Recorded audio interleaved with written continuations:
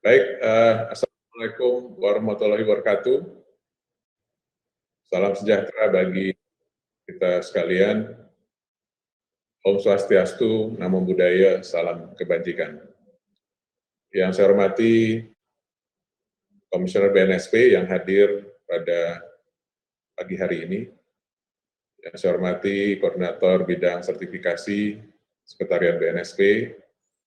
Yang saya hormati Bapak Ibu peserta sosialisasi PSKK 2021 hari ini yang hadir melalui online atau link Zoom.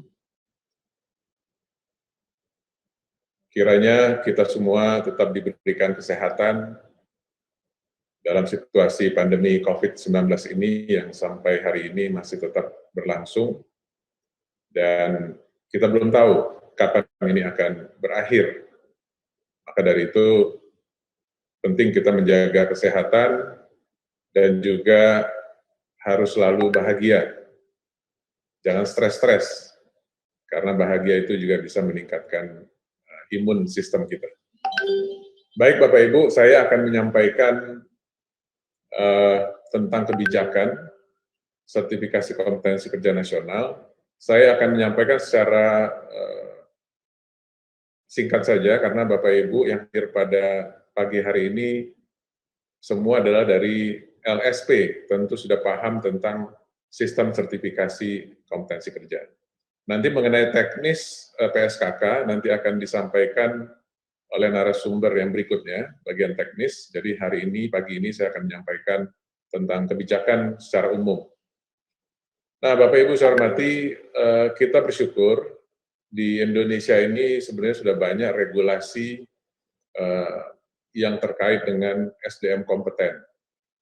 Ada Undang-Undang Nomor 13 Tahun 2003 tentang Tenaga Kerjaan, kemudian Undang-Undang Nomor 12 Tahun 2012 tentang Pendidikan Tinggi, ada Perpres Peraturan Presiden Nomor 8 Tahun 2012 tentang Kerangka Kualifikasi Nasional Indonesia, ada juga Peraturan Pemerintah Nomor 31 Tahun 2006 tentang Sistem Pelatihan Kerja Nasional, ada Peraturan Pemerintah Nomor 10 Tahun 2018 tentang BNSP, Instruksi Presiden Nomor 9 Tahun 2016 tentang Revitalisasi SMK, Undang-Undang 3 Tahun 2014 tentang Perindustrian, Undang-Undang Nomor 18 Tahun 2017 tentang Perlindungan Pekerja Migran Indonesia. Jadi begitu banyak undang-undang regulasi yang sudah diterbitkan terkait dengan pentingnya SDM Indonesia itu kompeten. Sehingga beberapa regulasi undang-undang yang sudah terbit ini bagaimana kita harus sinergikan agar kita bisa menciptakan SDM kita yang unggul dan kompeten di bidangnya masing-masing. Lanjut. Nah, Bapak Ibu yang saya hormati, saya ingin sedikit menyampaikan bahwa BNSP ini saat ini kita berjalan sesuai dengan Peraturan Pemerintah Nomor 10 Tahun 2018. Itu sebagai pengganti dari Peraturan Pemerintah Nomor 23 Tahun 2004. Nah, perbedaannya kalau dulu komisionernya ada 25 orang, 10 dari unsur pemerintah, 15 dari unsur masyarakat. Nah, sesuai PP 10 tahun 2018, ini hanya 7 orang. 2 unsur pemerintah, 5 unsur masyarakat. Nah, jadi Bapak Ibu yang di LSP, tolong nanti di dalam acuan normatif yang sejak dari 2019 ke depan, tolong jangan menggunakan lagi Peraturan Pemerintah Nomor 23 Tahun 2004. Itu sudah dicabut. Sudah diganti dengan Peraturan Pemerintah Nomor 10 Tahun 2018. Nah, kami masih banyak menemukan ketika perpanjangan lisensi LSP, ini masih banyak LSP yang menggunakan acuan PP 23 tahun 2004, yang mana itu sudah dicabut. Jadi nanti tolong Bapak Ibu, semua acuan yang masih menggunakan PP 23 atau 2004 diganti PP 10 tahun 2018. Tapi 2019 ke depan, kalau yang 2019 ke belakang itu tentu masih menggunakan acuan yang lama. Nah, BNSP berkedudukan di bawah pertanggung jawab kepada Presiden, dan BNSP memberikan lisensi kepada LSP yang memenuhi persyaratan untuk melaksanakan sertifikasi kompetensi kerja. Lanjut. Nah, tugas fungsi BNSP, Bapak Ibu, sesuai PP 10 tahun 2018, ini ada 6 fungsi. Yang pertama, pelaksanaan pengembangan sistem sertifikasi kompetensi kerja. Yang kedua, ini fungsi baru, pelaksanaan dan pengembangan sistem sertifikasi pendidikan dan pelatihan vokasi. Jadi BNSP diamanatkan juga untuk melaksanakan pengembangan sistem sertifikasi pendidikan dan pelatihan vokasi. Ini yang dimaksud adalah sistem sertifikasinya, bukan melaksanakan pendidikan dan pelatihan. Jadi BNSP tidak melaksanakan pendidikan pelatihan, tapi kita mengembangkan sistem sertifikasinya. Kemudian pembinaan dan pengawasan, kemudian pengembangan pengakuan sertifikasi, baik nasional maupun internasional. Yang kelima, pelaksanaan pengembangan kerjasama antar lembaga, baik nasional maupun internasional. Dan yang keenam, pelaksanaan pengembangan sistem data dan informasi yang terintegrasi. Jadi kita ingin mempunyai satu data, informasi yang terintegrasi antar kementerian lembaga, sehingga Indonesia mempunyai satu data tentang SDM kita yang memiliki sertifikat kompetensi. Sehingga nanti akan mempermudah para investor ketika akan invest di Indonesia, ketika mereka ingin melihat data-data SDM bidang-bidang tertentu yang sudah tersertifikasi, maka bisa menggunakan data tersebut. Lanjut. Nah, Bapak Ibu, ini saya tidak henti-hentinya menyampaikan ini. Sekarang ini era kolaborasi. Ya, jadi sekarang bukan eranya kita ego-ego sektoral, tapi sudah era kolaborasi, di mana kita harus bersinergi, berkolaborasi untuk membangun SDM yang kompeten. Nah, maka dari itu ada 3 pilar yang harus berkolaborasi dalam hal membangun SDM kompeten. Pertama, industri atau pengguna. Ini yang harus menerjemahkan kebutuhannya ke dalam standar kompetensi. Jadi, industri atau pengguna itu butuhnya apa sih? Nah, terjemahkanlah kebutuhan itu dalam standar kompetensi. Sehingga lembaga pendidikan atau lembaga pelatihan bisa mengembangkan kurikulumnya berbasis kompetensi menggunakan standar kompetensi yang dibuat oleh industri atau pengguna. Nah, kemudian BNSP dengan LSP-LSP mengembangkan asesmen berbasis kompetensi, skema-skema sertifikasi juga mengacu kepada standar kompetensi yang dibuat oleh industri atau pengguna, sehingga ini berkolaborasi. Apa yang dibutuhkan oleh industri, kemudian dikembangkan kurikulumnya oleh Bapak Pendidikan, kemudian disertifikasi oleh LSP yang dilisensi BNSP, semua mengacu kepada standar yang sama. Nah, dengan demikian diharapkan terjadi link and match antara lulusan lembaga pendidikan pelatihan, sertifikasi, dan industri sebagai pengguna. Lanjut. Nah, harmonisasi penerapan sistem sertifikasi kompetensi kerja nasional, Bapak Ibu, kira-kira seperti ini.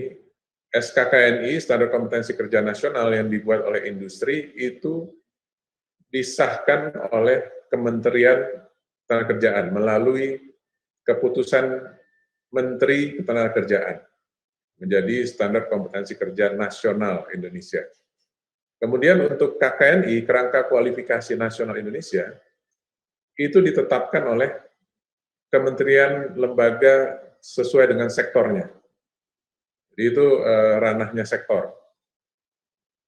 Nah, skema sertifikasi profesi untuk mengembangkan paket-paket kompetensinya mengacu kepada SKKNI dan KKNI, itu ranahnya BNSP. Nah, sehingga ini jelas harmonisasinya, pembagian wewenangnya sudah jelas, sehingga BNSP dengan LSP kita ini adalah pengguna standar. Kita bukan pengembang standar, kita pengguna standar. Lanjut. Nah, sumber daya sertifikasi, Bapak Ibu, ini data September 2020 ya, sekarang tentu sudah semakin bertambah. Total LSP yang terlisensi BNSP sampai hari ini sudah mencapai 2.000 lembaga. Dari 2.000 LSP yang sudah terlisensi BNSP, itu juaranya adalah LSP P1, itu hampir 1.600. Dan dari 1.600 LSP P1, Yang juaranya lagi adalah LSPP1 SMK. Nah, saya lihat di daftar Bapak Ibu yang peserta di grup 2 ini semua SMK ya, LSP SMK. Jadi Bapak Ibu itu juaranya LSPP1. Jadi terbesar sampai 1.200 lembaga sertifikasi profesi. Kemudian LSPP2 ada 81, LSPP3 yang dirikan oleh asosiasi profesi atau industri ada 302. Dan sekarang sudah bertambah terus. Nah, dengan begini banyak LSP, Bapak Ibu, kita ingin memastikan bahwa semua LSP yang terlisensi BNSP mempunyai satu standar kualitas yang sama. Jangan sampai ada satu LSP yang asal-asalan, satu LSP yang betul-betul menjaga kualitasnya. Kita ingin semua sama kualitasnya. Jumlah asesor ada 41.613, ini per September 2020. Master asesor ada 125, tapi ada beberapa master asesor kita yang sudah meninggal dunia, sehingga ada 121 saat ini, dan sudah bertambah tetapi belum diputuskan di pleno BNSP. Kemudian TUK ada 14.910, ini yang terdaftar di web BNSP. Lanjut. Sebaran LSP, ya memang ini masih ngumpul di Jawa yang terbesar, dan dari sisi daerah yang paling banyak LSP-nya itu Jawa Timur, kemudian Jawa Barat, DKI, Jawa Barat, Jawa Tengah. Tapi sudah sampai di Papua, Maluku sudah ada LSP-nya. Lanjut. Sebaran asesor juga demikian, masih banyak di Pulau Jawa, masih terbesar di Jawa Timur, itu paling banyak asesornya. Kemudian Jawa Tengah, Jawa Barat, dan DKI Jakarta. Lanjut. Nah, master asesor yang masih terbatas, masih banyak di Pulau Jawa, Bali, ya. Sumatera hanya 2, Kalimantan 1, Sulawesi ada 9, dan ke ujung timur belum ada lagi. Nah, ini kita terus akan menambah jumlah master asesor. Lanjut. Sertifikasi tenaga kerja, kumulatif total sertifikat yang sudah diterbitkan itu hampir 5 juta. Ini masih jauh dibanding dengan jumlah angkatan kerja kita. Sehingga PR kita ini masih banyak. PR BNSP dan LSP-LSP masih cukup banyak. Lanjut. Ya, ini sekedar data sertifikasi tahun 2020 per sektor ya. Jadi ini nanti hanya sekedar gambaran saja bahwa ini data sertifikasi kita per sektor. Sekiranya lewat saja. Lanjut. Nah, Bapak Ibu, ini sekarang LSP itu sudah ada di klasifikasi Baku Lapangan Usaha Indonesia atau KBLI. Kita ada di kategori M743 di halaman 486. Jadi sudah ada LSPP 1, LSPP 2, LSPP 3. Ya sudah ada di KBLI. Lanjut. Ya, next. Nah, saya ingin menyampaikan tentang instrumen saling pengakuan kompetensi di ASEAN, Bapak Ibu. Jadi BNSP juga kita terus mengembangkan saling pengakuan kita di internasional. Australia, Jepang, ya, kemudian sekarang kita sedang kembangkan untuk di Eropa. Nah, selain itu, kita juga aktif berperan di dalam ASEAN. Sehingga ada beberapa instrumen di ASEAN yang sudah disepakati, antara lain ASEAN MRA, Mutual Recognition Arrangement, yang sudah disepakati 8 sektor bidang yang sudah disepakati. Kemudian ada juga AQRF, ASEAN Qualification Reference Framework. Ini untuk menyandingkan, menyetarakan perbedaan level KKNI. Jadi kalau Indonesia itu KKNI kita levelnya 1-8, kalau di negara-negara ASEAN lainnya rata-rata 1-6, 1-8, kita 1-9, Singapura 1-6. Nah, untuk menyandingkan, menyetarakan perbedaan itu, maka menggunakan instrumen ASEAN Qualification Reference Framework atau AQRF. Kemudian ada ASEAN Guiding Principle, ini yang diinisiasi oleh Indonesia yaitu BNSP, ini sudah disahkan oleh Menteri-Menteri Ketenagakerjaan ASEAN menjadi satu dokumen ASEAN untuk digunakan sebagai instrumen untuk saling pengakuan, penjaminan mutu, dan sistem sertifikasi kompetensi di masing-masing negara. Lanjut. Nah, khusus untuk ASEAN Guiding Principle ini kita sudah beberapa kali juga melakukan diseminasi kepada LSP. Ini juga sudah tahap implementasi saat ini, di mana kita berharap nanti BNSP dan seluruh LSP bisa menerapkan ASEAN Guiding Principle. Nah, kita sudah melakukan pilot project antara 3 negara, Malaysia, Indonesia, dan Filipina. Kita melakukan monitoring dan evaluasi sistem sertifikasi dan penjaminan mutunya. Nah, ini akan terus kita tingkatkan. Tahun ini juga akan diadakan kembali pilot project ini, melibatkan lebih banyak negara ASEAN lain dan memilih sektor lainnya. Kalau yang kemarin ini sektornya pariwisata. Nah, kita akan kembangkan di sektor-sektor prioritas lainnya. Lanjut. Nah, Bapak Ibu, bagaimana kebijakan BNSP di era adaptasi kebiasaan baru ini atau yang kita hadapi sekarang, yaitu di masa pandemi COVID-19 ini. Pertama, kita akan terus meningkatkan penjaminan mutu pelaksanaan sertifikasi kompetensi.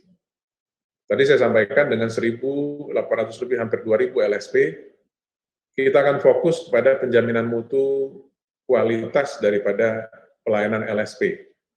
Jangan sampai LSP tidak memenuhi SOP atau pedoman-pedoman BNSP. Ini kita akan pastikan. Kemudian, asesmen jarak jauh. Nah, BNSP sudah memberikan izin terhadap 111 lembaga untuk boleh melakukan asesmen jarak jauh atau menggunakan online. Tapi untuk ini, LSP harus memohon dulu kepada BNSP. Kita akan memverifikasi sistemnya, kemudian SOP-nya, SOP asesmen jarak jauh, SOP verifikasi TUK jarak jauh, dan persyaratan teknis TUK jarak jauh. Jadi kita akan verifikasi dulu, baru kita berikan izin kepada LSP untuk melaksanakan asesmen jarak jauh. Kemudian kita juga melakukan asesmen dan witness menerapkan protokol kesehatan. Ini sudah kita lakukan, sudah beberapa bulan ini kita lakukan ini dengan menerapkan protokol kesehatan. Kemudian pengembangan sistem data dan informasi, BNSP akan terus menuju go digital, ya, digitalisasi. Kita akan terus perbaiki sistem kita dan kita kembangkan sistem pelayanan secara digital ke depan ini, karena memang eranya sudah kita harus siap untuk menuju digitalisasi. Kemudian pelatihan asesor kompetensi dan RCC menerapkan protokol kesehatan. Ini terus kita lakukan. Jadi pelatihan asesor kompetensi belum bisa secara online, tapi harus offline, tapi menerapkan protokol kesehatan. Kemudian kita melakukan pelaksanaan program subsidi PSKK yang hari ini kita sosialisasikan kepada Bapak Ibu, itu juga menerapkan protokol kesehatan yang ketat. Kemudian pelaksanaan surveillance LSP jarak jauh. Sejak tahun lalu, akhir tahun lalu, kita sudah melakukan surveillance kepada LSP menggunakan online, jarak jauh. Sudah ada sekian ratus LSP yang kita surveillance menggunakan sistem online. Nah, ini akan terus kita kembangkan tahun-tahun ini, sehingga lebih banyak lagi LSP yang bisa disurveillance oleh BNSP.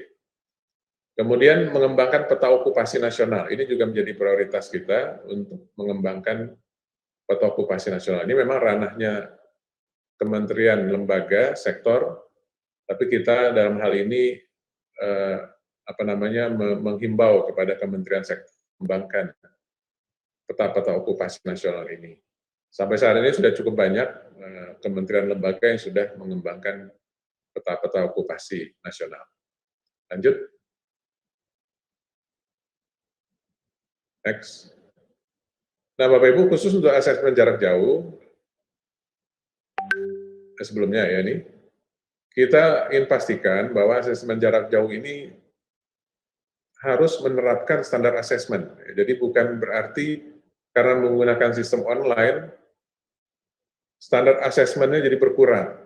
Tidak, tapi standar asesmen tetap harus sesuai dengan SOP, tetapi kita menggunakan teknologi. Jadi harus menerapkan standar asesmen, melaksanakan prinsip-prinsip asesmen dan aturan bukti, harus tetap dilakukan, terjamin kerahasiaan dan keamanannya, menjamin teknologi aplikasi yang digunakan, memiliki sumber daya sertifikasi kompetensi jarak jauh, teknologi yang digunakan tidak memberi peluang kepada personil sertifikasi untuk tidak menerapkan penjaminan mutu sertifikasi. Jadi, walaupun ini menggunakan online, tapi kita tetap harus menjaga prinsip-prinsip asesmen dan aturan bukti.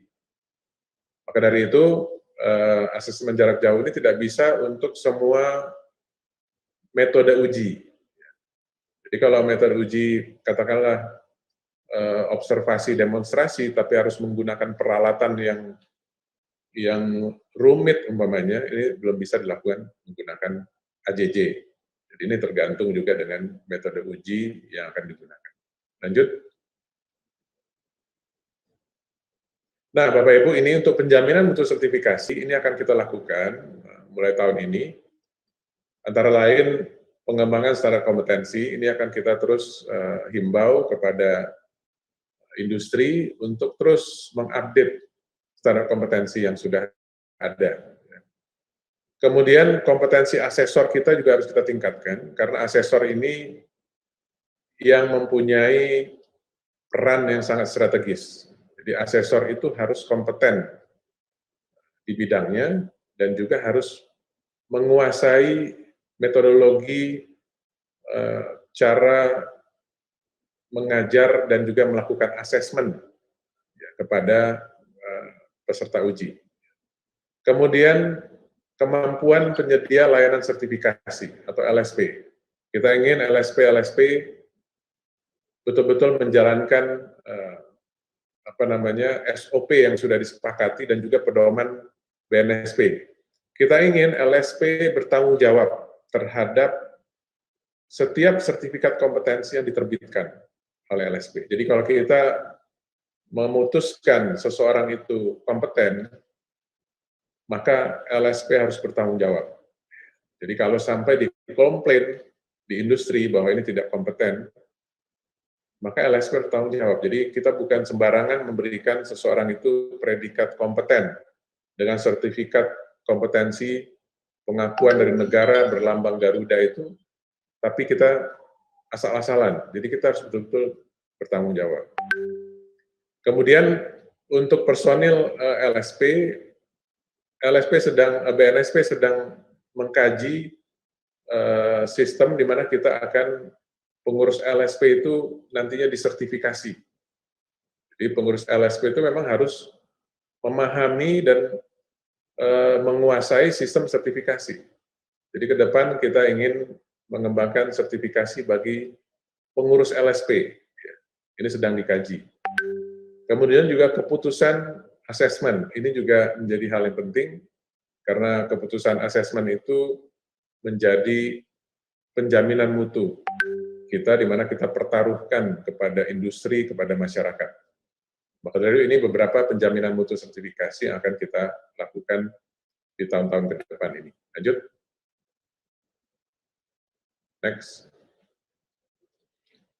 Nah, untuk percepatan sertifikasi kompetensi, Bapak Ibu, itu tadi, kalau sudah ada peta okupasinya tentu lebih mudah kita mengembangkan, mengidentifikasi ketersediaan standar kompetensinya, kemudian mengidentifikasi modul-modul pelatihan pendidikan berbasis kompetensi, mengidentifikasi kesiapan kelembagaan pendidikan dan pelatihan, kemudian mengidentifikasi juga komitmen asosiasi industri atau asosiasi profesi dalam mengembangkan sertifikasi kompetensi, dan baru kita kembangkan skema-skema sertifikasi sesuai dengan okupasi-okupasi yang sudah dipetakan. Baru kita kembangkan LSP dan laksanakan sertifikasi. Jadi, kalau ada peta okupasi mempermudah kita untuk mengembangkan skema-skema sertifikasi. Lanjut. Nah, untuk program PSKK tahun 2021, Bapak Ibu, ini memang sesuai dengan Peraturan Pemerintah Nomor 10 2018, BNSP sebagai lembaga yang melaksanakan sertifikasi kompetensi kerja, kemudian keputusan Ketua Badan Nasional Sertifikasi Profesi nomor Cap 0292 BNSP tahun 2021 tentang pedoman pelaksanaan sertifikasi kompetensi kerja PSKK tahun anggaran 2021. Ini dasar program PSKK kita. Lanjut. Nah, tujuan sasaran PSKK tentu terlaksananya pelaksanaan sertifikasi kompetensi kerja bagi calon tenaga kerja dan tenaga kerja melalui serangkaian kegiatan uji kompetensi dilaksanakan secara efektif, efisien, dan terstruktur, terukur dalam rangka percepatan pengakuan sertifikasi kompetensi. Nah, Bapak Ibu, kita dalam PSKK kali ini kita ingin mengembangkan program yang lebih berkualitas, dan yang terpenting itu adalah memberi dampak, khususnya pada pemulihan ekonomi pasca COVID-19 ini. Nah, kita ingin, Bapak Ibu, LSP yang nanti menerima bantuan PSKK ini, setidak-tidaknya juga ikut mempromosikan program pelaksanaan sertifikasi ini melalui media-media online. Kan tentu LSP punya media online, punya Facebook atau Instagram dan lain sebagainya. Nah, ini kita ingin LSP itu aktif.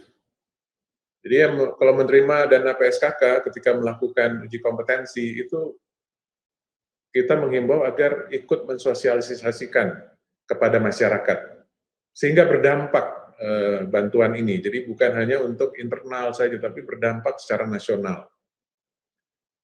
Karena itu penting bagi kita untuk masyarakat itu memahami pentingnya pengakuan kompetensi berupa sertifikat kompetensi ini.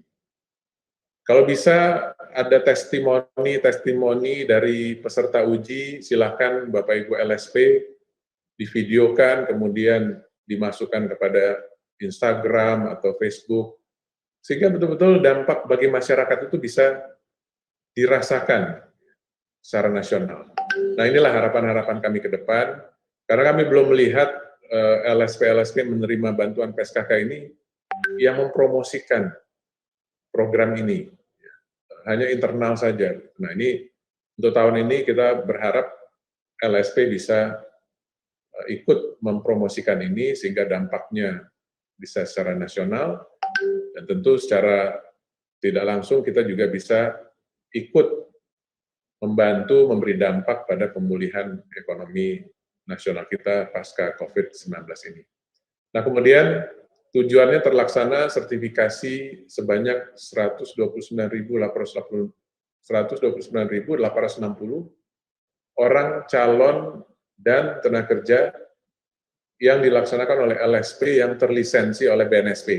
Ya, jadi kita anggaran kita untuk tahun ini memang untuk sertifikasi sebanyak 129.860 orang. Nah, maka dari itu nanti silakan Bapak Ibu yang berminat untuk mendapatkan bantuan PSKK ini, silakan nanti setelah ini akan disampaikan secara teknis bagaimana untuk melakukan permohonan kepada BNSP dan juga pelaksanaannya, juga nanti secara online akan disampaikan sistemnya, dan mudah-mudahan nanti Bapak Ibu bisa mengikutinya dengan baik sehingga bisa paham dan tidak banyak pertanyaan lagi nanti ke depannya, karena setelah ini kita akan mulai melaksanakan program PSKK ini. Lanjut. Nah, pelaksanaan program PSKK di masa pandemi COVID-19 ini, Bapak Ibu, ini terakhir. Ya. Tentu pertama LSP harus mempelajari, memahami perkembangan kebijakan pemerintah pusat dan daerah tentang pemberlakuan pembatasan kegiatan masyarakat atau sekarang PPKM istilahnya untuk pengendalian penyebaran COVID-19. Jadi kita ingin pastikan juga jangan sampai bantuan PSKK ini yang secara massal kemudian menjadi klaster baru penyebaran COVID-19. Kemudian LSP mempelajari dan memahami panduan program sertifikasi kompetensi kerja PSKK yang dalam tatanan norma baru ini. Kemudian LSP melaksanakan uji kompetensi pelaksanaan PSKK dalam tatanan norma baru. LSP melaporkan laporan PSKK kepada PJ PSKK masing-masing, kemudian proses pembayaran PSKK, dan monitoring PSKK. Nah, Bapak Ibu, monitoring PSKK ini bisa dilakukan sebelum atau saat pelaksanaan atau setelah pelaksanaan kegiatan. Jadi kami bisa melakukan monitoring sebelum pelaksanaan atau saat pelaksanaan, saat uji kompetensinya, atau setelah pelaksanaan. Jadi ini tergantung nanti situasi kondisinya. Jadi Bapak Ibu bisa mempersiapkan diri saja untuk monitoring ini. Jadi bisa di awal, bisa di perjalanan, dan bisa di akhir. Lanjut. Baik Bapak Ibu, saya kira itu yang bisa saya sampaikan tentang kebijakan sertifikasi kompetensi, khususnya dalam rangka sosialisasi PSKK tahun 2021 ini. Kami benar-benar mengharapkan agar LSP yang memang berminat untuk mendapatkan atau mengikuti program PSKK ini betul-betul mengikuti jadwal-jadwal yang sudah ditetapkan. Jangan sampai nanti sudah lewat, jadwal sudah tutup, kemudian terlambat, dan kemudian minta kepada kami untuk bisa dibantu. Enggak bisa, jadi kita sesuai dengan jadwal yang sudah ditetapkan.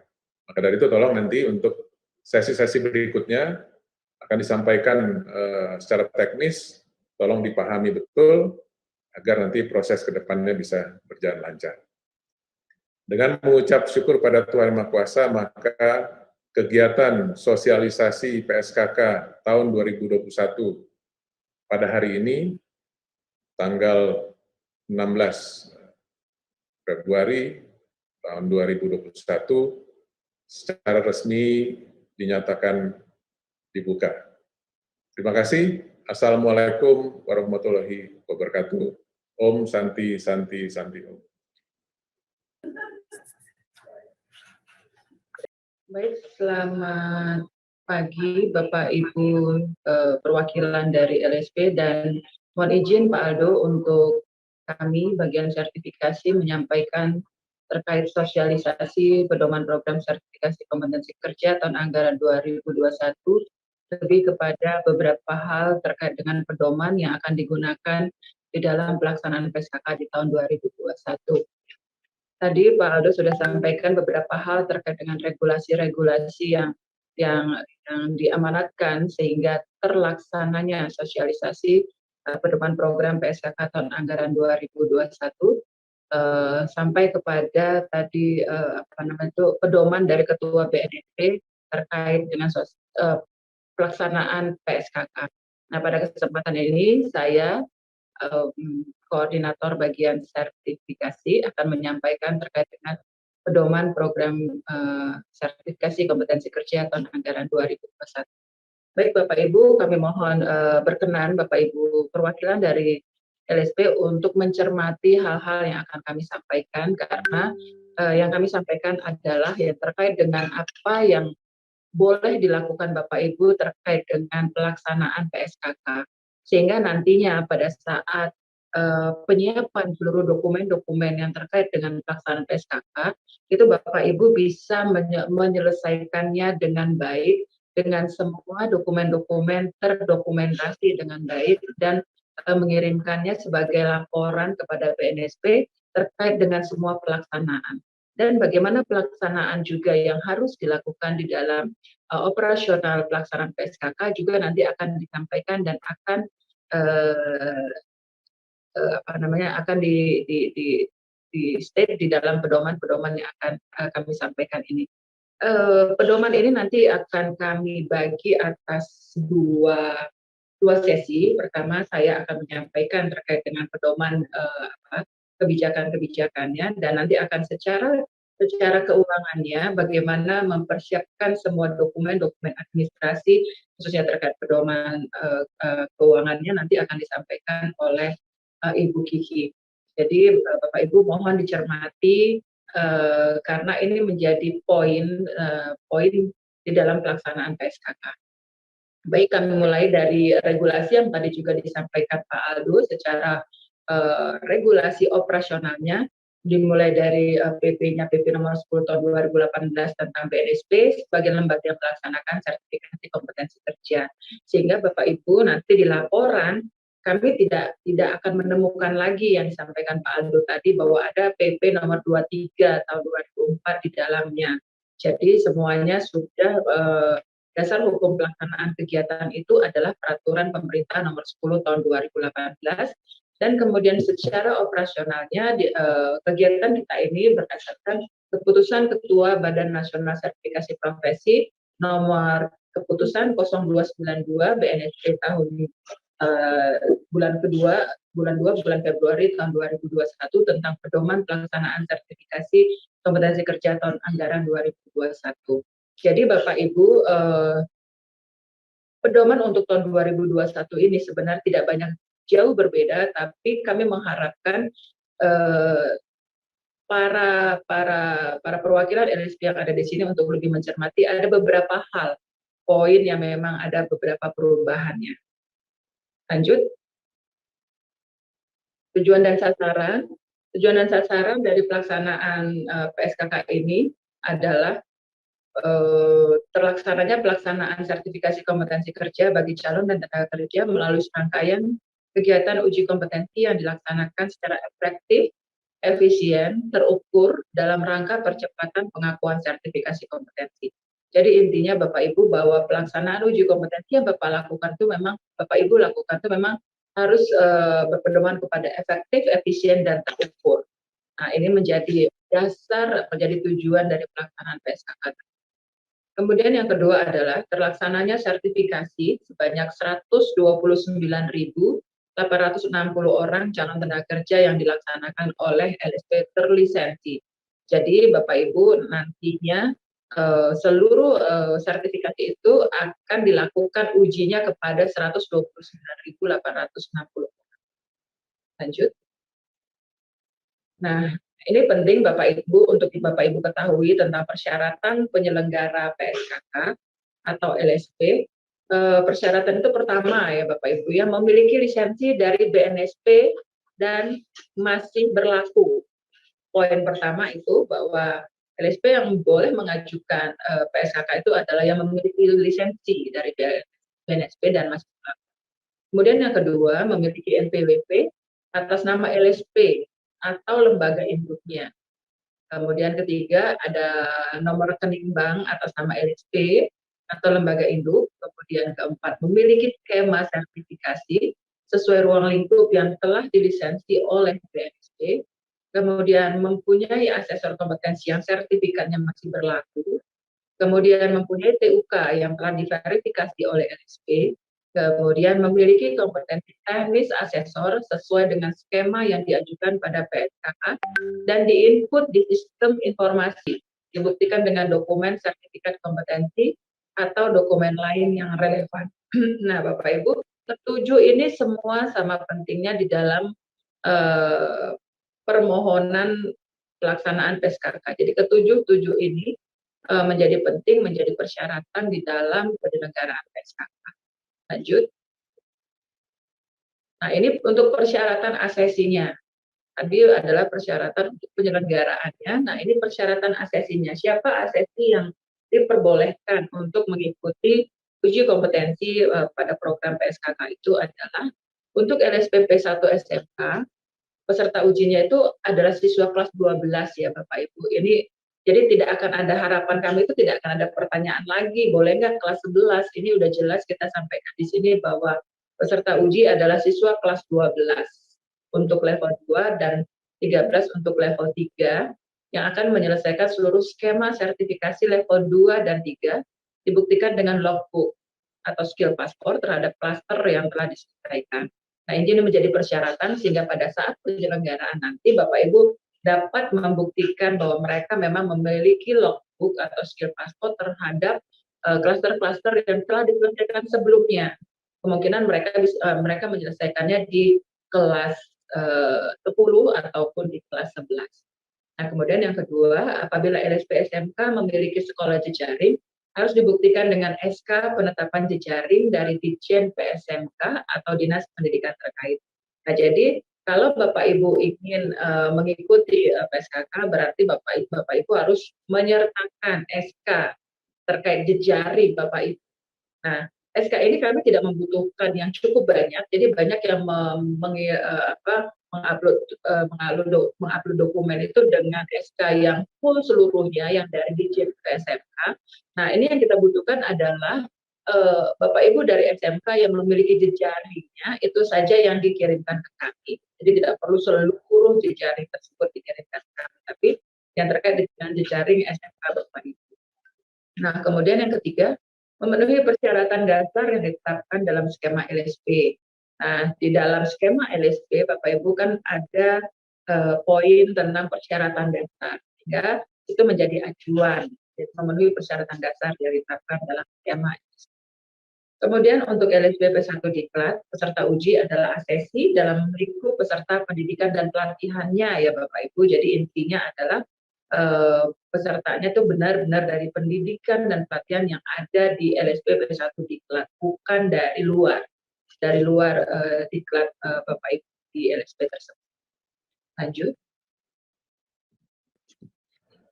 Persyaratan ini masih berlanjut persyaratan asesi untuk LSPP 2 adalah yang pertama, peserta uji adalah asesi dalam lingkupnya dan jejaringnya dibuktikan SK penetapan jejaring atau kontrak yang dibuktikan dengan surat perjanjian kontrak. Nah, ini ya cukup jelas.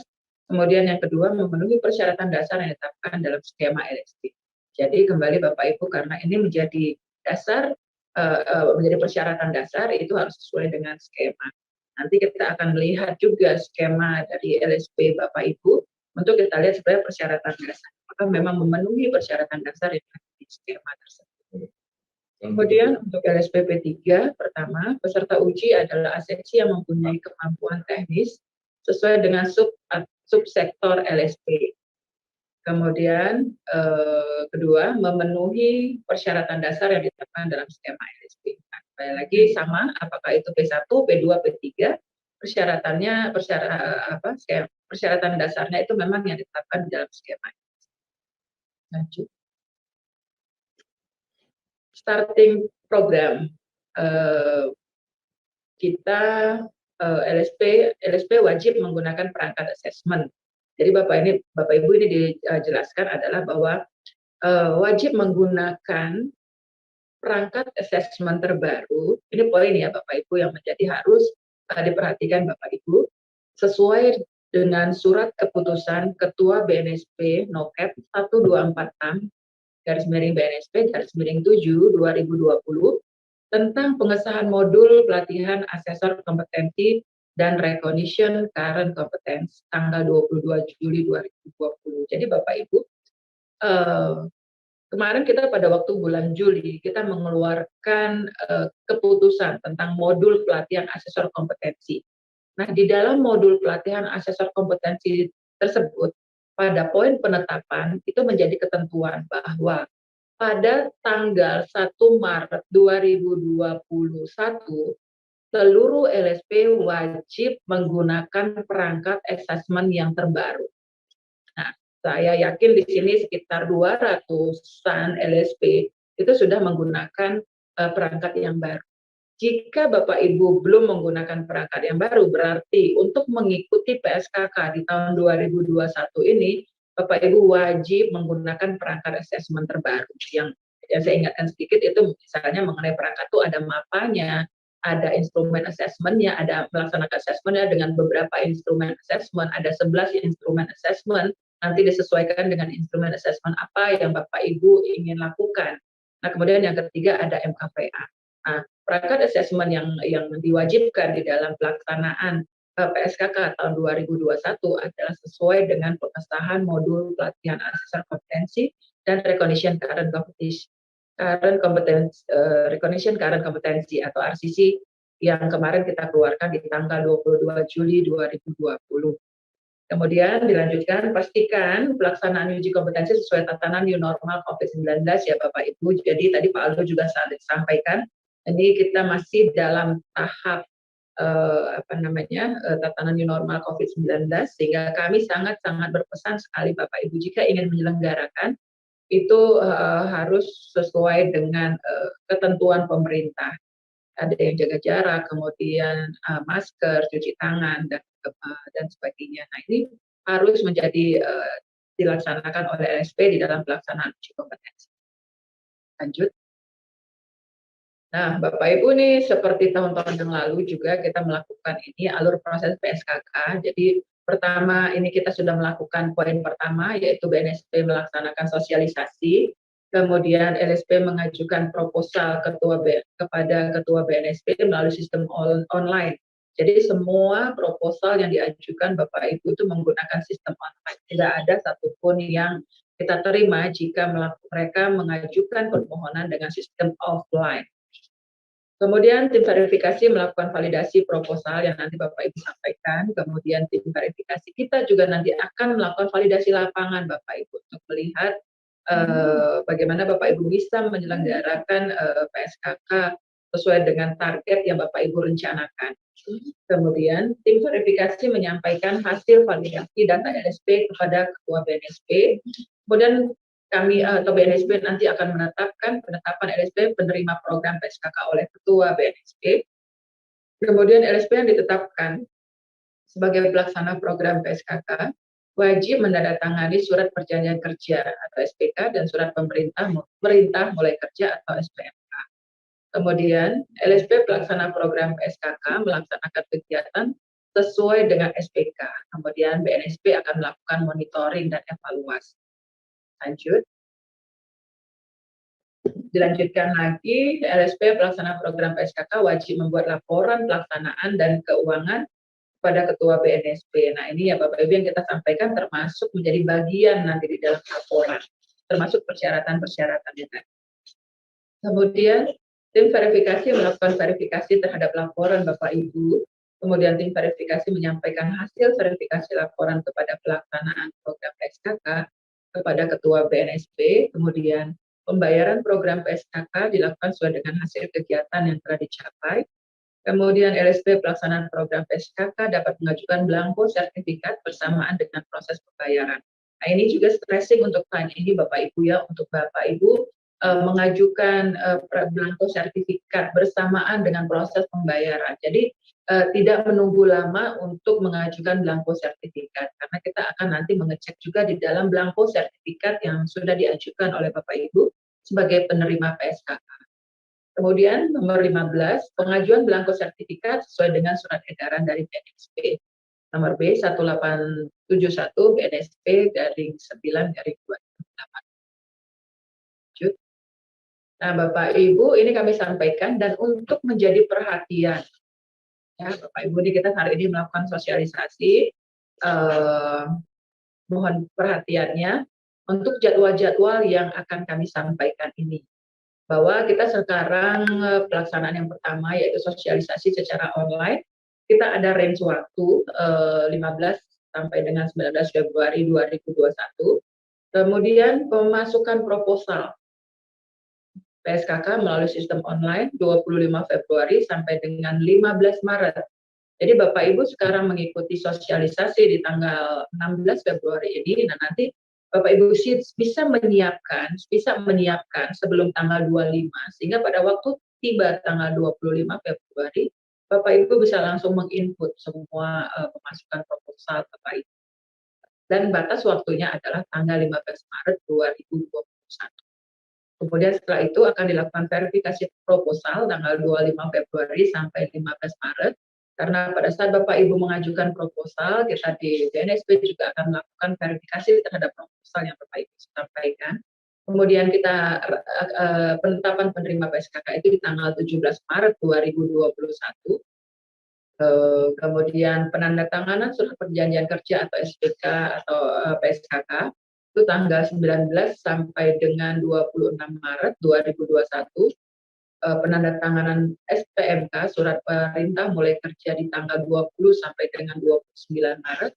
Kemudian pelaksanaan pekerjaan PSKK tersebut di tanggal 20 Maret sampai dengan 10 September 2021. Jadi Maret itu ada sekitar 6 bulan sampai September 2021. Tapi harapan kami Bapak Ibu benar-benar memiliki rencana pada pelaksanaan pekerjaan PSKK. Jadi sebelum pelaksanaan Bapak Ibu sudah menjadwalkan seluruh pelaksanaan uji kompetensi di LSP Bapak Ibu yang nantinya menjadi penerima PSKK. Kemudian monitoring kegiatan PSKK akan kami lakukan seperti tadi, kami akan lakukan sebelum pada saat pelaksanaan dan sesudah pelaksanaan uji kompetensi itu dari tanggal 21 Februari sampai dengan 15 Desember 2021. Kemudian poin ke-9 laporan pertanggungjawaban pekerjaan PSKK dari 1 April sampai dengan 29 September 2021. Kemudian pembayaran kegiatan PSKK mulai 5 April sampai dengan 5 Oktober. Jadi di sini Bapak Ibu bisa mencermati bahwa kalau memang Bapak Ibu bisa menyelesaikan pelaksanaan uji kompetensi di awal, kami juga tetap akan melakukan pembayaran mulai di bulan April sampai dengan Oktober. Jadi kalau Bapak Ibu menyelesaikan, berarti Bapak Ibu bisa lebih dulu untuk mendapatkan pembayaran kegiatan PSKK. Lanjut. Pelaksanaan uji, ini untuk poin-poin terkait dengan pelaksanaan uji kompetensi. Yang pertama, LSP penerima PSKK melaksanakan uji sesuai dengan perjanjian yang telah ditetapkan di SPMK. Ini poin pertama ya Bapak Ibu, bahwa Bapak Ibu harus melakukan sesuai dengan SPMK-nya. Bapak Ibu tidak bisa merubah di dalam pelaksanaan ujinya tanpa berbeda dengan SPMK-nya. Ini menjadi poin pertama. Kita tidak akan mengakomodir jika Bapak Ibu melaksanakan uji Bapak Ibu di luar SPMK. Berarti pada saat pembayaran kami akan melakukan pembayaran sesuai dengan SPMK yang ada dan itu yang diujikan juga. Jadi combine connect antara SPMK dengan yang dilaksanakan uji. Kemudian yang kedua, melaksanakan uji sesuai jadwal yang ditetapkan di SPK atau SPMK. Kemudian, dari yang poin pertama dan kedua, Bapak Ibu bisa disimpulkan bahwa semua yang Bapak Ibu sampaikan di SPK, di SPMK, itu memang sesuai dengan apa yang akan Bapak Ibu lakukan di dalam pelaksanaan uji kompetensi, termasuk juga jadwalnya. Nah, kemudian yang ketiga, asesor kompetensi menggunakan pola asesmen yang merujuk pada standar SKKNI. Merujuk standar SKKNI ya Bapak Ibu ya. Kemudian membuat berita acara asesmen uji kompetensi dan membuat laporan hasil uji kompetensi. Nah, dan ini LSP tidak diperbolehkan mengganti jadwal uji kompetensi. Nah, jadi perhatian. Jadi itu yang saya sampaikan tadi Bapak Ibu, bahwa Bapak Ibu diharapkan untuk membuat perencanaan yang cukup baik, yang visible, yang akuntabel, yang semuanya memang sudah diperhitungkan akan dilaksanakan pada saat pelaksanaan. Jadi tanpa ada perubahan-perubahan lagi pada saat perencanaan. Jadi silakan Bapak Ibu buatkan simulasinya, berbagai simulasi. Tapi pada saat menginput jadwal uji kompetensi, Bapak Ibu benar-benar melakukan jadwal itu sesuai dengan jadwal uji yang akan dilaksanakan. Lanjut. Ini terkait dengan pelaporan yang harus dilengkapi oleh Bapak Ibu yang dari LSP. Laporan yang melalui sistem online, laporannya melalui sistem online. Jadi menjadi perhatian ya Bapak Ibu yang ikut tahun lalu, ini juga sudah menjadi persyaratan dan ini juga masih menjadi persyaratan 2021 dan kita lebih screeningnya di dalam laporan sistem online ini kita perhatikan. Jadi LSP wajib melaporkan kegiatan uji kompetensi yang telah dilaksanakan dengan cara mengajukan belangko sertifikat. Pengajuan belangko sertifikat sesuai dengan surat edaran dari BNSP nomor B1871 garis miring BNSP garis miring 9 garis miring 2018.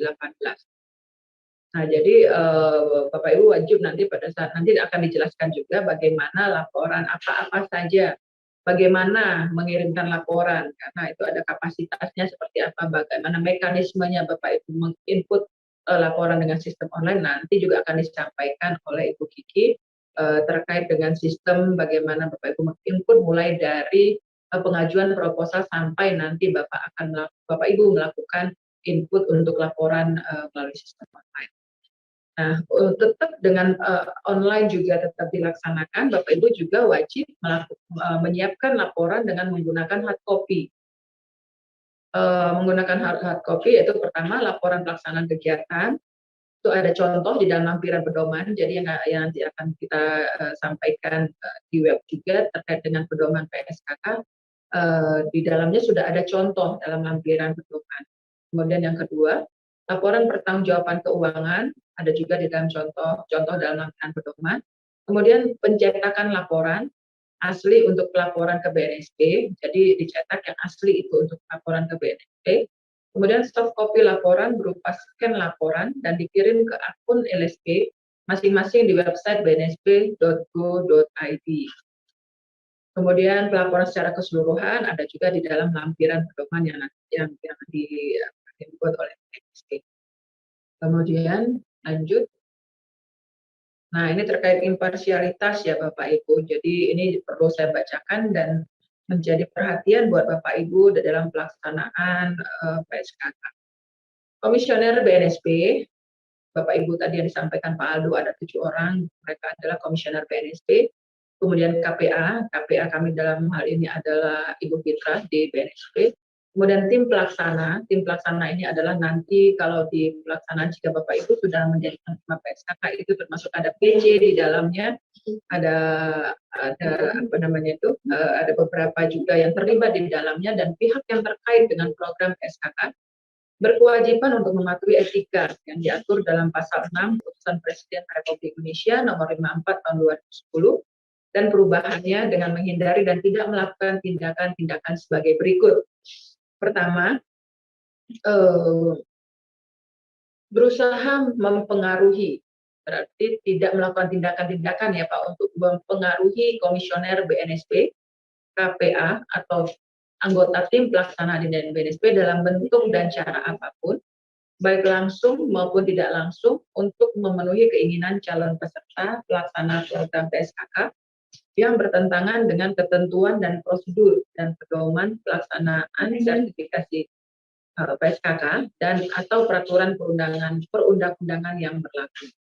Kemudian kedua, membuat dan atau menyampaikan dokumen dan atau keterangan lain yang tidak benar untuk memenuhi persyaratan dalam pedoman teknis pelaksanaan pedoman teknis PSKK anggaran BNSP.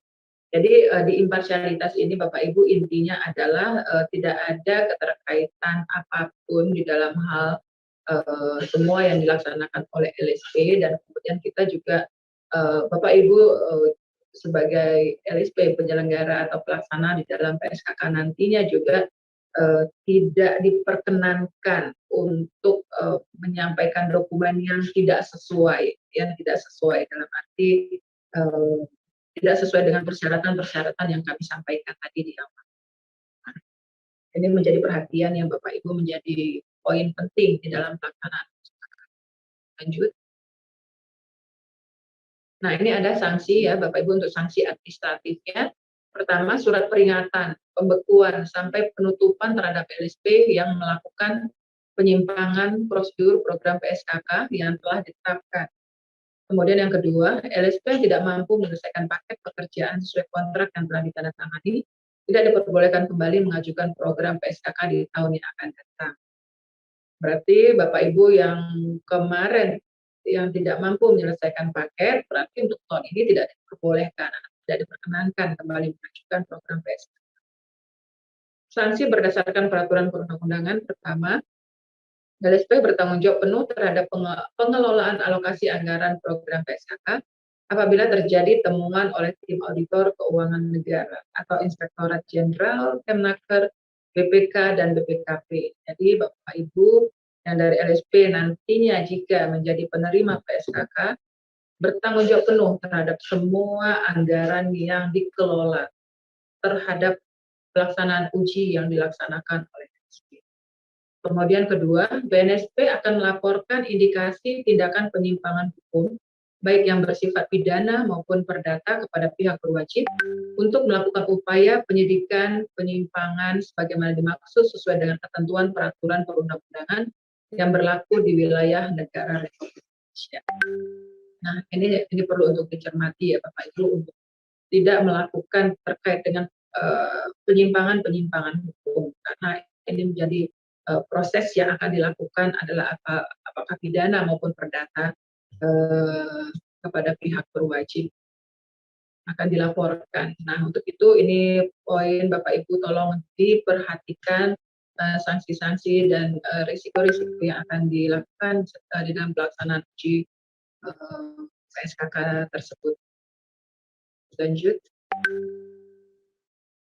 Nah, untuk anggaran PSKK bagi Bapak Ibu LSP yang sudah mengikuti program PSKK di tahun yang lalu, sudah mengetahui bahwa jumlah untuk tahun 2021 jumlah per paket di tahun 2021 ini juga tidak mengalami perubahan yang sama, yang signifikan, dan sama sekali memang tidak ada perubahan di dalam biaya-biaya yang dikeluarkan. Jadi total seluruh nilai yang diterima per paket itu totalnya sebesar 10.550.000.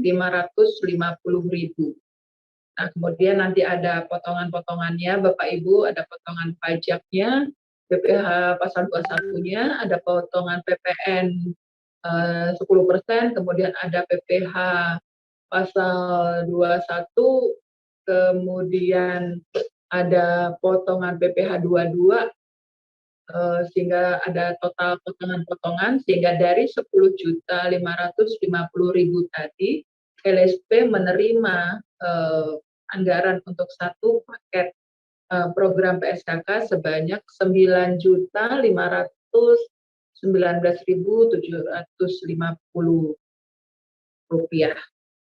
Nah, ini ya Bapak Ibu. Jadi dan Bapak Ibu tadi seperti yang disampaikan di awal, Bapak Ibu pengelola keuangan tersebut dan Bapak Ibu bertanggung jawab terhadap pengelolaan setiap item-item yang disampaikan di dalam anggaran PSKK. Jadi di dalamnya itu ada konsumsi rapat, ada konsumsi penyelenggara, ada ATK, bahan uji, penggandaan bahan, komputer supplies, kemudian ada honorarium, kemudian ada transport. Nah, seluruh item-item tersebut, seluruh biaya-biaya tersebut menjadi tanggung jawab pengelola, dalam hal ini oleh LSP di dalam menyelenggarakan pelaksanaan PSKK. Ini jumlah per paket Bapak Ibu, sehingga pada saat Bapak Ibu mengajukan jumlah beberapa paket itu akan dikalikan jumlah paket nanti yang disetujui atau yang ditetapkan oleh BNSP jika Bapak Ibu berhak dan layak menjadi penerima bantuan PSKK sesuai dengan persyaratan-persyaratan yang disampaikan. Lanjut. Nah, demikian Bapak Ibu, terima kasih untuk semua yang kami paparkan terkait dengan persyaratan-persyaratan, termasuk juga di dalamnya termasuk anggaran, kemudian ada di dalamnya imparsialitas, menjadi perhatian Bapak Ibu di dalam pelaksanaan PSKK. Jadi untuk pada sosialisasi ini kami mengharapkan kerjasama Bapak Ibu di dalam terselenggaranya program PSKK. Yang kami harapkan adalah perencanaan yang baik oleh Bapak Ibu akan tertuang pada proposal yang Bapak Ibu sampaikan.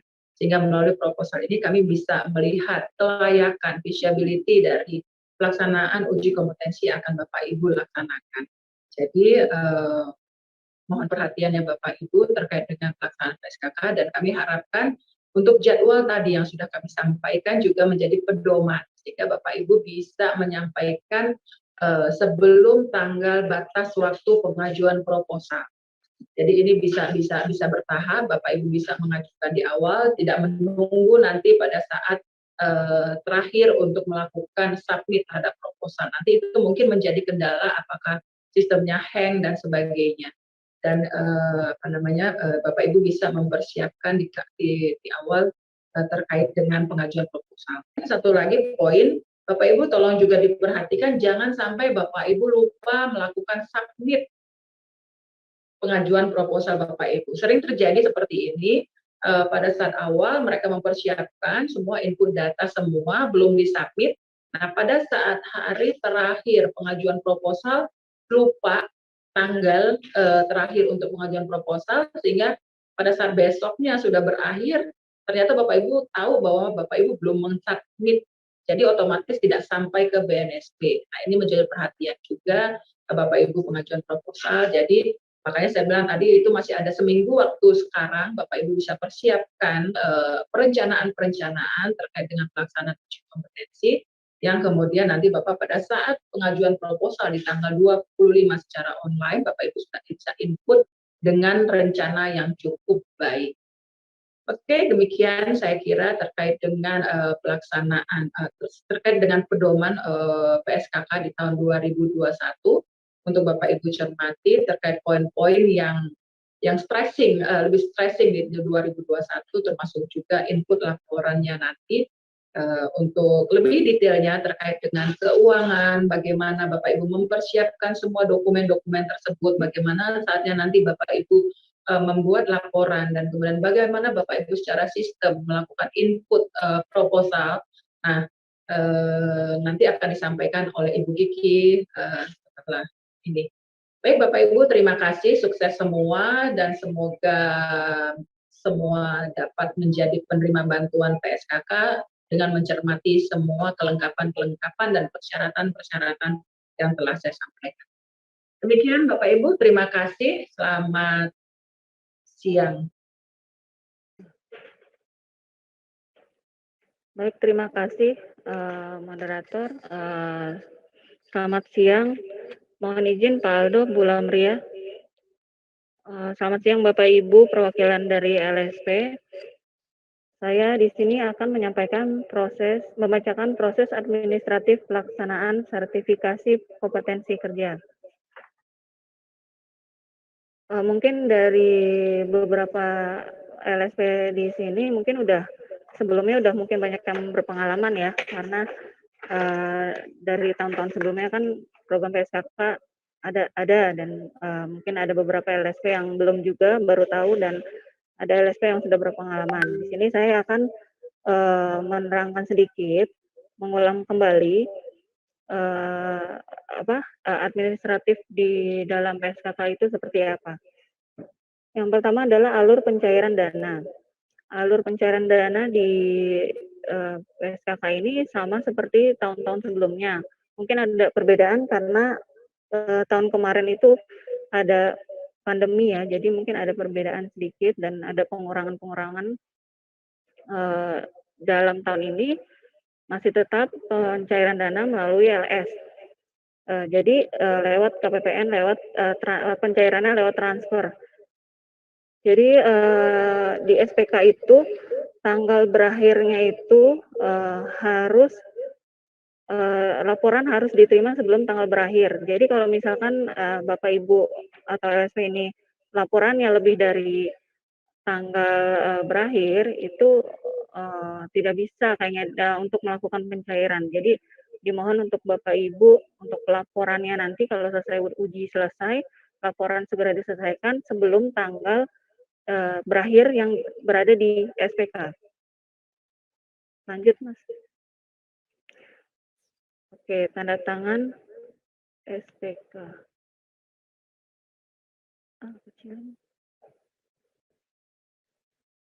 Oke, selanjutnya tanda tangan SPK.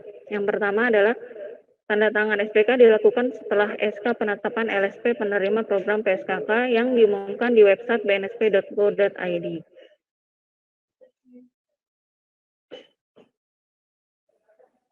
Lalu LSP yang memperoleh program PSKK akan menandatangani SPK dengan KPA atau PPK set BNSP. Lalu tanda tangan SPK dilaksanakan di BNSP dan SPK dikirim melalui pos ke LSP. Lalu tanda tangan SPK dilakukan oleh ketua atau direktur LSP dan tidak boleh diwakilkan. Lalu yang LSP harus menyiapkan materai 10.000 sebanyak 6 lembar dan stempel LSP sesuai dengan pedoman PSKK. Jadi sama seperti tahun sebelumnya, karena kita ada pandemi COVID ini, kemungkinan untuk tanda tangan SPK tidak dikumpulkan kayak seperti tahun sebelumnya. Jadi kita melalui pos. Jadi nanti seperti sebelumnya akan dibuatkan grupnya itu per PJ. Jadi akan dibuatkan grup per PJ. PJ-nya nanti Bapak Ibu misalkan nanti udah ditentukan PJ-nya siapa, Nah, nanti dibuatkan grup. Nah, di si grup itu akan di-share format SPK dan SPMK-nya yang nanti Bapak Ibu akan diedit atau direvisi sesuai skemanya atau per paketnya masing-masing sesuai SK yang sesuai yang didapatkan paketnya. Lalu setelah sudah direvisi, Bapak Ibu akan mengirimkan ke PJ masing-masing. Baik, saya sih jangan di-print dulu ya, jadi dikirimkan dulu ke PJ, dilihat dulu sama PJ-nya benar atau salahnya. Kalau misalkan masih ada kekeliruan atau revisi nanti diperbaiki lagi. Jika sudah benar, baru LSP print SPK dan SPMK-nya akan di-print. Nah, lalu menyiapkan materi 10.000 sebanyak 6 lembar dan distempel sesuai dengan pedoman PSKK tersebut. Kalau sudah dikirimkan ke BNSP, kalau sudah di BNSP baru ditandatangan oleh PPK. Setelah sudah selesai dan ditandatangan di stempel, baru dikirim balik ke LSP masing-masing. Lanjut.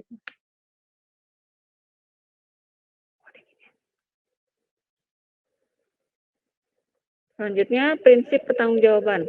PSKK sumber dana berasal dari anggaran pendapatan dan belanja negara sehingga dalam pelaporan keuangan harus menerapkan prinsip tertib, efisien,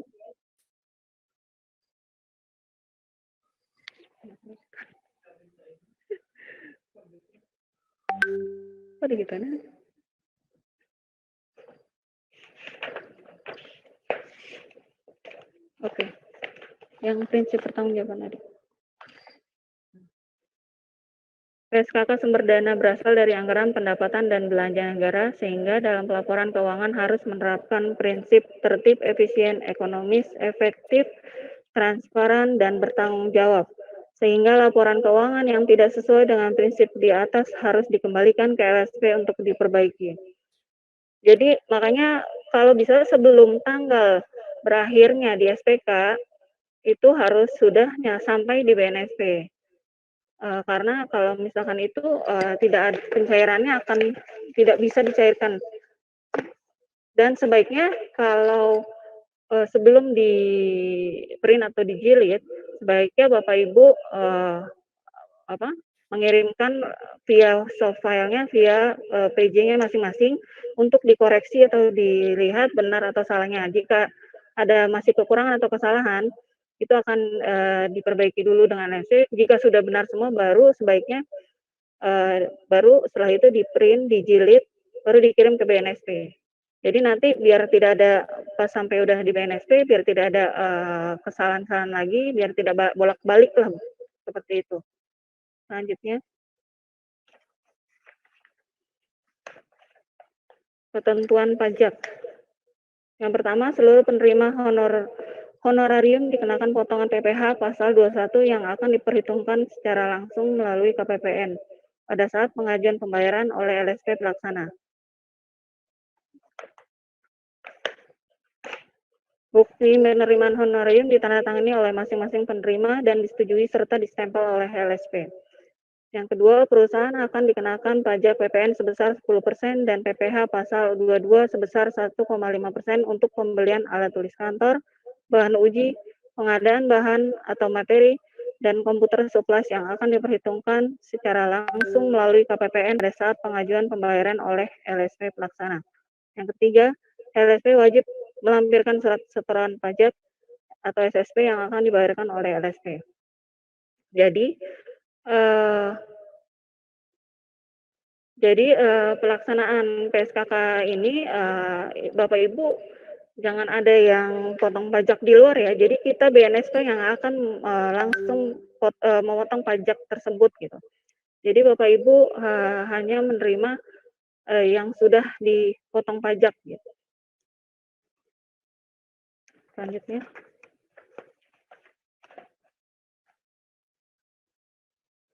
Syarat pembayaran. Ini adalah syarat pembayaran jika Bapak Ibu sudah selesai melaksanakan ujinya seluruh paket. Jadi setelah itu syarat pembayarannya adalah yang pertama, LSP harus menyerahkan surat tagihan paket program PSKK kepada PPK atau Form 33 Ini bisa dilihat dari pedoman ya, form 33. Nilai tagihan untuk pembayaran program PSKK sebelum dipotong pajak atau total per paket anggaran. Yang kedua, kwitansi pembayaran. Ini ada di pedoman yaitu form 34. Yang ketiga, laporan setiap paket kegiatan uji kompetensi yang asli. Itu di pedoman form 29. Lalu laporan untuk keseluruhan paket kegiatan yang asli ada di form 32. Lalu soft copy laporan untuk seluruh paket kegiatan, lalu kopi NPWP atas nama LSP, lalu kopi buku tabungan atau surat pengantar bank, nomor rekening yang masih aktif atas nama LSP. Yang ke-8, surat setoran pajak SSP jenis 5 rangkap sebanyak 4 set yang ditandatangani ketua atau direktur LSP dan distempel. Contohnya ada di form 35. Selanjutnya, LSP menyerahkan surat penagihan serta mendukungnya. Sekretariat BNSP akan memberikan surat tanda terima penagihan paket program PSKK. Ada di form 36. Jadi nanti setelah selesai uji, Bapak Ibu akan sebaiknya komunikasikan dengan PJ-nya bahwa uji sudah selesai, lalu mengirimkan form 33 yang akan PJ-nya nanti minta masing-masing. Terus nanti yang dikirim ke BNSP ya kwitansi pembayaran. Terus nanti setelah sudah dikirimkan itu PJ akan membuat berita acara. Berita acaranya ada 3. Nah, nanti kalau sudah dikirim dari PJ-nya, LSP akan mengeprint berita acaranya semuanya itu dan ditandatangani sampel, lalu akan mengirimkan sekalian dengan kwitansi pembayaran, terus laporan untuk seluruh laporannya juga. Laporan ada 2 ya Bapak Ibu, laporan keuangan dan laporan kegiatan. Jadi laporan keuangannya juga laporan yang asli, jadi kwitansi dan nota itu harus asli.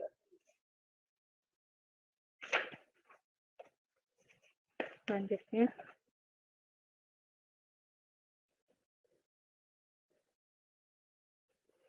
BNSP menerbitkan. Nih, jadi PJ-PJ nanti akan membuatkan berita acara untuk Bapak Ibu. Yang pertama berita acara pemeriksaan atau penerimaan hasil itu ada di pedoman form 40. Yang kedua berita acara verifikasi hasil pekerjaan form 41. Yang ketiga berita acara pembayaran pelaksanaan pekerjaan form 42. Yang keempat peringkasan kontak form 43. Nah, ini keempat-empatnya ini yang membuat adalah PJ-nya. Nanti kalau sudah dibuat dari PJ-nya akan dikirimkan ke Bapak Ibu masing-masing untuk di-print dan dikirimkan setelah ditandatangan dan dikirimkan ke BNSP. Next.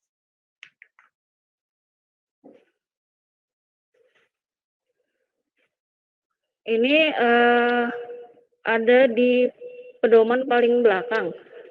Ini adalah form yang terkait di pedoman. Jadi form 1 sampai form 10 itu adalah terkait di pedoman. Next. Untuk form yang untuk laporan, udah next, udah. Untuk laporan ada di form 11 sampai form 44. Itu mengenai laporan. Jadi Bapak Ibu bisa lihat di laporan di pedoman untuk membuat laporannya bagaimana, itu ada di form 11 sampai form 44.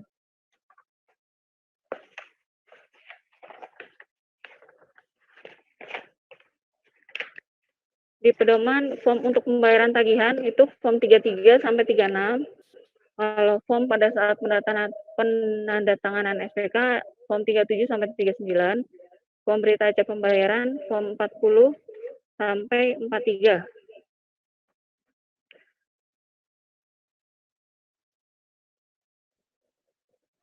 Oke, baik. Oke, baik Bapak Ibu, saya mau menegaskan sekali lagi bahwa tanggal SPK berakhir itu laporan PSKK harus sudah sampai di BNSP.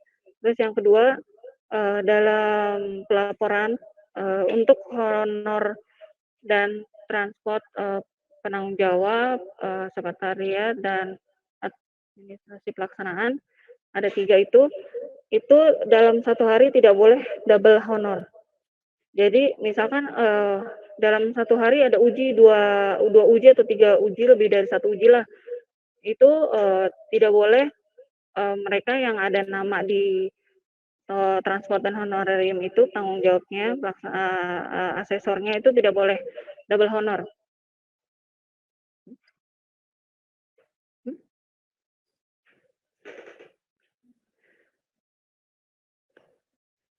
Lalu lupa apa buat.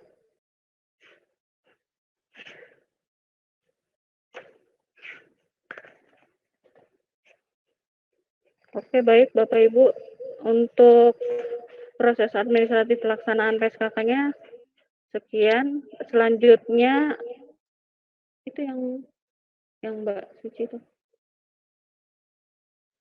Sistem. Ada sih, Pak. Di situ nggak ada. Di grup di. Oh. Ya udah. Langsung aja. Ini ada itu.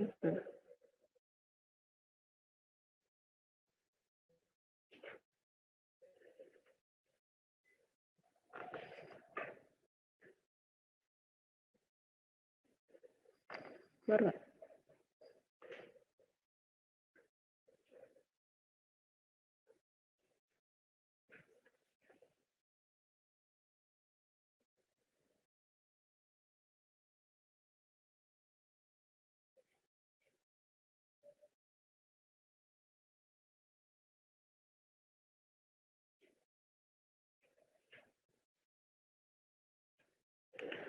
Baik, Bapak Ibu, selanjutnya saya akan menyampaikan panduan umum sistem PSKK tahun 2021 BNSP. Di sini saya akan menyampaikannya poin-poinnya saja. Persyaratan untuk bisa menginput proposal PSKK di website bnsp.go.id. Jadi semua harus tervalidasi. Jadi seperti profil itu harus aktif tervalidasi. Di buttonnya itu warna hijau. Terus skema sudah tervalidasi, di buttonnya juga warna hijau. Lalu skema asesor berwarna hijau. Pastikan harus sesuai dengan kompetensi yang dimiliki asesor. Lalu TUK aktif dan sudah diinput dan sudah disubmit. Yang kelima, struktur organisasi SDM LSP harus sudah terinput. Ini seperti ini profil aktifnya. Seperti ini profil aktifnya tervalidasi. Jadi warnanya hijau. Kalau belum dari salah satu 5 tersebut belum ada yang tervalidasi, terus Bapak Ibu memasukkan proposal PSKK, nanti di keluarannya itu dia tidak akan bisa, otomatis tidak akan bisa karena belum aktif. Jadi makanya harus aktif semuanya. Ini skemanya juga harus aktif. TUK-nya seperti ini. Lalu kompetensi teknisnya, asesornya aktif, data SDM-nya aktif, struktur organisasinya juga sudah dimasukkan. Nah, selanjutnya pengajuan proposal PSKK. Pengajuan proposal PSKK itu dapat diakses di masing-masing dashboard LSP. Jadi di dashboard LSP sudah ada, tinggal klik proposal PSKK. Jangan salah ngeklik ya, maksudnya mungkin ada beberapa yang salah ngeklik bukannya PSKK malah yang dashboard yang lain. Lalu data dalam sistem terintegrasi dengan profil BNSP.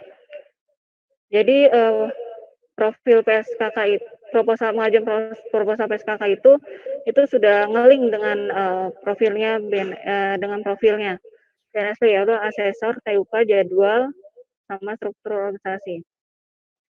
Selanjutnya, lampiran proposal berupa PDF dengan kapasitas maksimal upload adalah 3 MB per filenya. Selanjutnya, input proposal.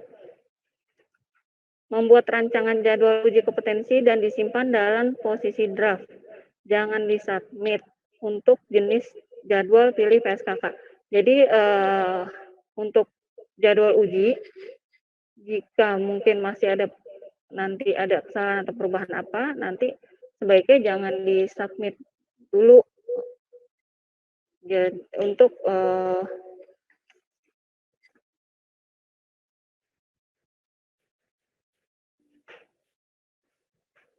jika ada perubahan jadwal, jadi bisa dihapus.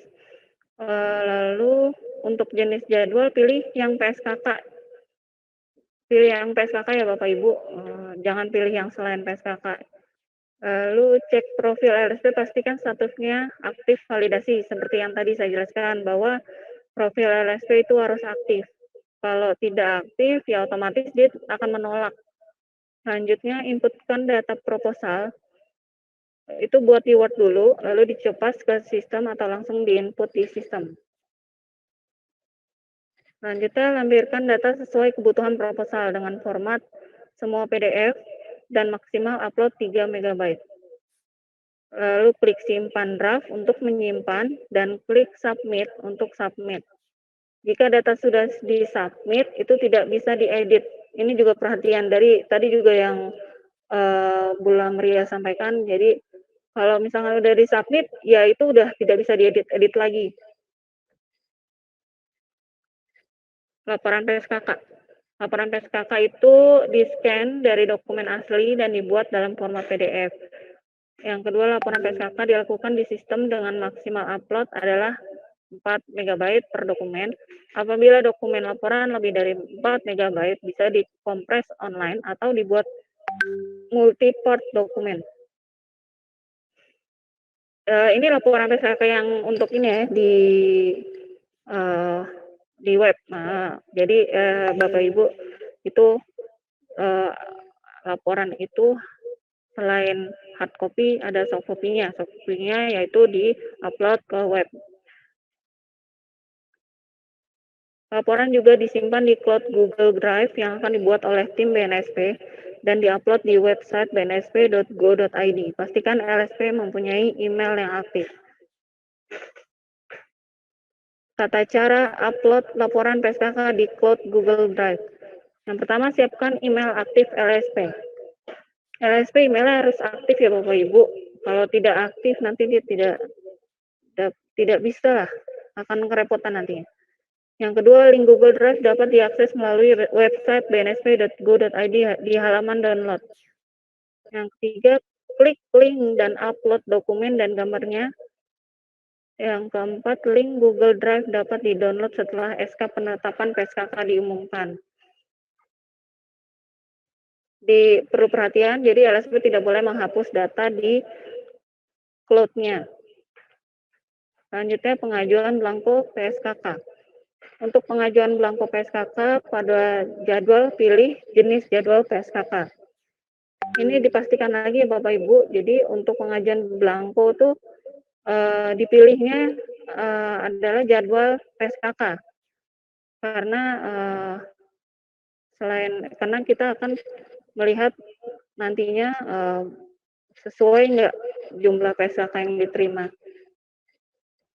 Yang kedua, saat pengajuan belangko pada instansi pemberi anggaran, pilih Badan Nasional Sertifikasi Profesi. Ini juga dipilih dengan Badan Nasional Sertifikasi Profesi. Yang ketiga, sumber anggaran APBN dengan kode 1. Nanti di pilihannya juga ditulis di Excel-nya sumber anggarannya itu dengan kode 1. Selanjutnya, single sign-on.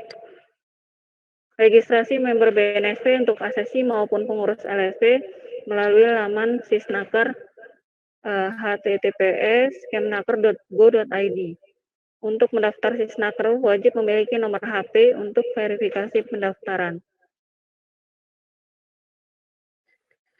Oke, baik Bapak Ibu, sekian dari saya. Selanjutnya saya akan serahkan kepada moderator untuk sesi selanjutnya. Terima kasih Bapak Ibu.